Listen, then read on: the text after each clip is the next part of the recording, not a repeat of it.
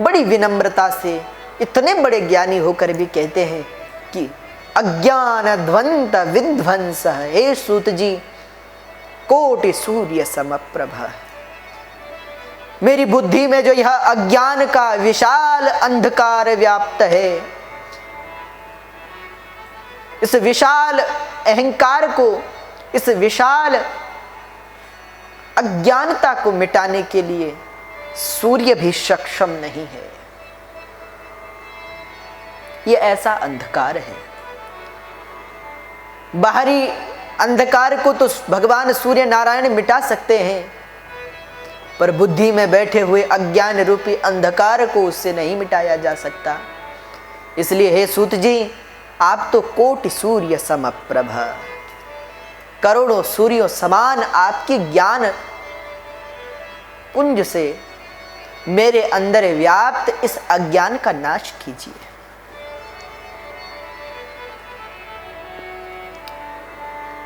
पूर्व में आप देखेंगे, इससे पूर्व श्लोक में कहा गया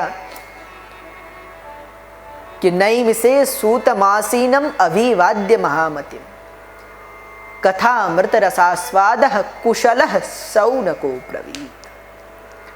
कुशल शब्द का प्रयोग सौनक जी के लिए करते हैं, और सचमुच प्रश्न पूछने में इनसे बड़ा और कौन कुशल होगा। प्रश्न भी पूछते हैं बड़ी विनम्रता के साथ, हे सूत जी हम पर कृपा कीजिए, अपने ज्ञान के अखंड प्रकाश को प्रदर्शित कीजिए, इस अनंत प्रकाश से हमारे इस अज्ञान का नाश कीजिए। सूत जी प्रसन्न हुए, ऋषियों से पूछा, ऋषियों श्रेयसां यद भवे श्रेयः पावनानां च पावनम् कृष्ण प्राप्तिकरं शश्वत् साधनं तद्वदाधुना।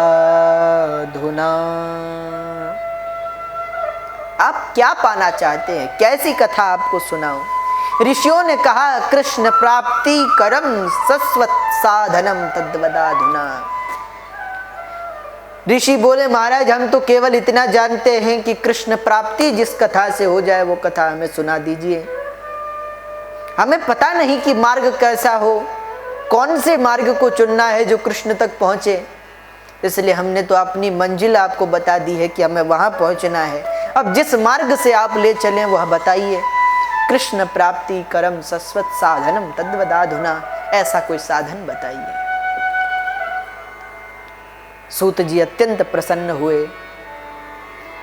सूत जी ने कहा ऋषियों आपने बहुत अच्छा प्रश्न पूछा। इस समाज में, इस संसार में कृष्ण प्राप्ति से बड़ा व्यक्ति का कोई और लक्ष्य नहीं। काल व्याल मुखग्रास त्रास निर्णास हेतवे। हम सब लोग काल के मुख के ग्रास बनते चले जा रहे हैं, पर किसी को कोई पता नहीं।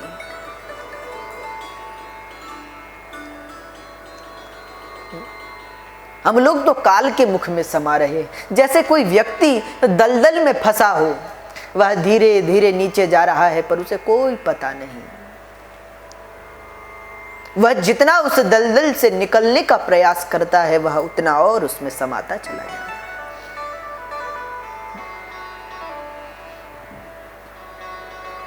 एक व्यक्ति की बड़ी अद्भुत कथा है। कहते हैं एक व्यक्ति ने रात्रि में स्वप्न देखा कि वह एक कुएं में पड़ा है।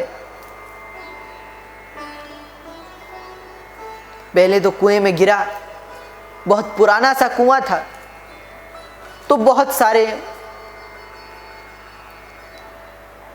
वृक्षों की डालियों से घिरा पड़ा था। वृक्ष की डाली पकड़ ली। कुएं में अंदर एक बड़ा विशाल मगरमच्छ रहता है जो उसमें फंसा हुआ है। जो भी उसमें गिरता है वह उसे खा जाता है। इस व्यक्ति ने एक वृक्ष की डाली पकड़ी हुई है। उस वृक्ष की डाली के ऊपर वाली जो डाली है उस पर जो है वो मधुमक्खियां जो है उनका निवास स्थान है, और उन मधुमक्खियों के छत्ते से वह मधु का रस टपक रहा है जो सीधे आकर उसके मुख पर गिरता है। अच्छे दो, एक सफेद और एक काला, दो चूहे हैं जो उस वृक्ष की डाली को कुतर रहे हैं, पर उसे कोई भान नहीं। इतने संकट से घिरे होने के पश्चात भी वो जो मधुमक्खियों के छत से टपक रहा मधु है वह उसका पान कर रहा है। वह जब उसके मुख पर गिरता है आनंद लेता है और उसका पान कर रहा है। उसे यह भी भान नहीं कि अगर यह डाली टूट गई तो सीधे नीचे जाकर मगरमच्छ का भोजन बनेंगे, कोई ध्यान नहीं। वह तो उस मधु का पान कर रहा है। उस व्यक्ति ने यह स्वप्न देखा। अगले दिन एक महात्मा के पास गया, महाराज हमने ऐसा स्वप्न देखा, इसका क्या अर्थ है? तो उन्होंने उसे समझाते हुए कहा कि अरे वो जो कुआं है वह कुआं संसार है, यह भवकूप है। इसलिए प्रहलाद जी कहते हैं गृह अंधकूपम। जब उन्होंने अपने पिता को समझाया हिरण्यकश्यपु को, तो उसको समझाते हुए कहते हैं कि गृह अंधकूपम, तुम कहां इसमें फंसे हो? तो यह जो कुआं है यह संसार है। इस संसार में ये जो मगरमच्छ है ये मृत्यु है जो सबका इंतजार कर रही है। इधर बगल में वो जो दो चूहे हैं जो उस डाली को कुतर रहे हैं, एक सफेद है एक काला है, वह दिन और रात है जो धीरे धीरे हमारे प्राणों का भक्षण कर रही है, हमारे जीवन को काट रही है। पर हमारा ध्यान ना तो उन दिन रात पर ही है, ना नीचे खड़ी उस मृत्यु पर ही है। ऊपर की डाली से जो मधु टपक रहा है हम उसे खाने में लगे हैं। भोगों की इच्छा में अब भी जीवन बिता रहे हैं। ऊपर से जो वह भोग टपक रहे हैं हम उनका रसास्वादन कर रहे हैं। हमें ना मृत्यु का ही भय है न उस डाली टूटने का भय है। हम भोगों में इतने खो गए हैं कि हमें अपने प्राणों की भी कोई नहीं पड़ी। ये स्थिति हम सब लोगों की। श्री सूत जी कहते हैं ऋषियों काल व्याल मुख ग्रास, जीव काल के मुख के ग्रास के समान है। काल के गाल में कब समा जाए क्या भरोसा। इसलिए ऋषियों श्रीमद्भागवतम शास्त्रम कलौ कीरेण भाषितम, इस कलयुग रूपी इस संसार में यह व्याप्त जो काल है उसके गाल से बचाने वाला केवल एक ही शास्त्र है। ऋषियों ने कहा महाराज कौन सा?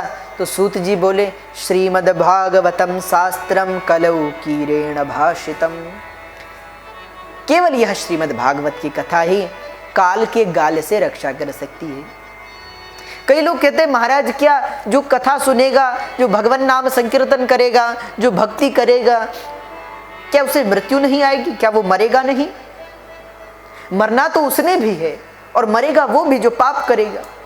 तो जब मरना दोनों ने है तो भगवान की कथा सुनकर अच्छे कर्म कर कर क्या फायदा? मरना तो दोनों ने है। पर अंतर बहुत बड़ा है। अच्छा आपने देखा होगा चाकू, उसका प्रयोग डॉक्टर भी करता है। जब वो चीरफाड़ करेगा, कोई बीमारी है अंदर उसको मिटाना है तो वह ऑपरेशन करेगा, उसको फाड़ेगा, उसका उपयोग वह भी करेगा। तो उसे खूब सारा धन दोगे, बार बार नमस्कार करोगे कि महाराज प्राण बचा लिए, धन्यवाद। और उसी चाकू का उपयोग अगर कोई दुष्ट करे तो उससे मार दोनों ही रहे हैं, पर दोनों के चलाने में अंतर है। मृत्यु तो सबको आएगी, पर कहते हैं जो भगवत भक्त हैं उनकी मृत्यु ऐसी होती है, उनके प्राण जैसे गजेंद्र के गले में कोई पुष्प की माला हो, वह टूट कर गिर जाए तो हाथी को पता भी नहीं चलता कि मेरे गले से माला टूटकर धरती पर गिर गई, उसे कोई पता नहीं। वैसे प्राण किसी भक्त के निकलते हैं। पर जिसे प्राण जाते समय बड़ी पीड़ा हो, जब यमदूत सन्मुख आए, उस अवस्था में जो पीड़ा उत्पन्न होगी, मृत्यु दोनों की है, पर एक भक्त तो वह है जो मृत्यु के सिर पर पग रखकर भगवान के धाम जा रहा है, और एक व्यक्ति वो है जिसके गले में यमराज का वह पाशदंड पड़ा हुआ है और वह उसके प्राणों को खींच रहा है। अब बताओ कौन सी मृत्यु चाहिए? एक तो ध्रुव जी की मृत्यु है, ध्रुव जी भी प्राण त्यागते हैं, पर मृत्यु हाथ जोड़कर सन्मुख खड़ी, महाराज विमान 4 हाथ ऊपर है, क्योंकि वह तो धरती का स्पर्श करता नहीं, धरती से 4 हाथ ऊपर है, और आपको जाने में बड़ी असुविधा होगी, कैसे चढ़ेंगे? इसीलिए महाराज एक विनती थी, तो ध्रुव जी बोले, बोलो क्या विनती है? तो मृत्यु ने कहा, महाराज क्यों ना आप मेरा स्पर्श कर लें। तो ध्रुव ने कहा, मतलब हम समझे नहीं, तुम कौन हो? तो मृत्यु बोली, हम मृत्यु हैं, और बिना हमें वर्ण किए कोई भगवान के धाम को नहीं जा सकता। ध्रुव ने कहा, अच्छा ऐसी बात है तो लो, मैं तुम्हारे सन्मुख उपस्थित हूं, क्योंकि ज्ञानी के लिए तो देह वस्त्र के समान है। वो तो कहते हैं, वासांस जीर्णानि यथा विहाय नवानि गृह्णाति नरो पराणि, तथा शरीराणि विहाय जीर्णान्यन्यानि संयाति नवानि देहि। उनके लिए तो शरीर वस्त्र के समान है। ध्रुव जी ने कहा, तो लो, मार दो, ले लो ये प्राण, हर लो यह शरीर। मृत्यु ने कहा, मारे क्षमा कीजिएगा, मैं आपके प्राण नहीं ले सकता। ध्रुव जी ने हंसते हुए कहा, तुम हमारे प्राण नहीं ले सकते? क्या हुआ, प्राण लेना भूल गए हो क्या? सारे जगत को मारते हो और हमें कह रहे हो तुम्हारे प्राण नहीं ले सकते, क्यों? तो मृत्यु ने कहा कि हम तो आपका स्पर्श बिना आपकी आज्ञा से नहीं कर सकते।